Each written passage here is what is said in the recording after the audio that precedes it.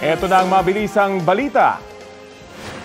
Huli ka mang salpukan ng motorsiklo at truck sa National Highway ng Bantay, Ilocos Sur. Nakaladkad ang rider na nagtamo ng sugat sa iba't ibang bahagi ng katawan. Batay sa pagsusuri ng doktor, nakainom umano ang rider. Nakatakdang mag-usap ang dalawang panig. Tumagilid naman ang isang tanker sa Taal, Batangas. Kita sa CCTV na bumangga ito sa pader.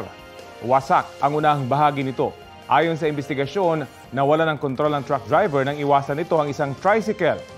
Nagpapagaling na ang driver ng truck. Kapuso, alamin ang maiinit na balita. Bisitahin at mag-subscribe sa GMA Integrated News sa YouTube.